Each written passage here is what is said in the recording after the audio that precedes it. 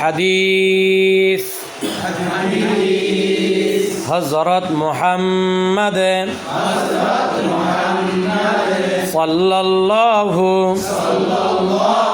আলাইহি ওয়াসাল্লাম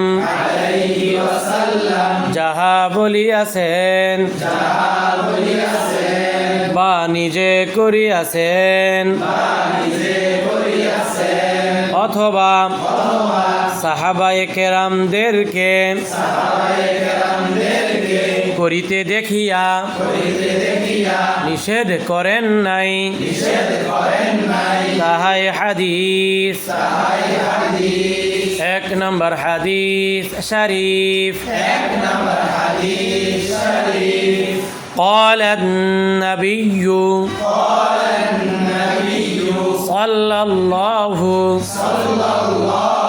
عليه وسلم أخلص دينك يكفيك العمل القليل। 1 নম্বর হাদিস শরীফের অর্থ হযরত নবী করিম সাল্লাল্লাহু আলাইহি ওয়াসাল্লাম ফরমাইয়াছেন তোমার ঈমানকে খাঁটি করো,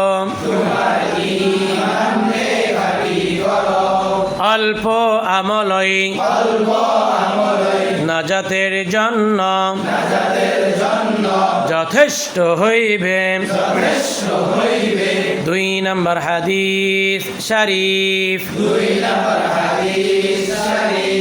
قال النبي صلى الله عليه وسلم خيركم من تعلم القرآن وعلمه। 2 নম্বর হাদিস শরীফের অর্থ হযরত নবী করিম সাল্লাল্লাহু আলাইহি ওয়াসাল্লাম ফরমাইয়াছেন তোমাদের মধ্যে সর্ব উত্তম ওই ব্যক্তি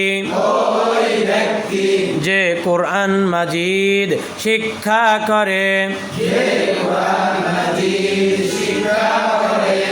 এবং শিক্ষা দেয়।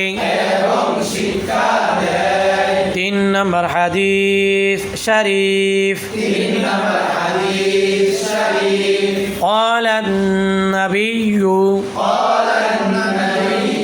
صلى الله عليه وسلم طلب العلم فريضة على كل مسلم। 3 নম্বর হাদিস শরীফের অর্থ হযরত নবী করিম সাল্লাল্লাহু আলাইহি ওয়াসাল্লাম ফরমাইয়াছেন দিনী ইলম তলব করা, দিনী ইলম তলব করা প্রত্যেক মুসলমানের উপর ফরজ।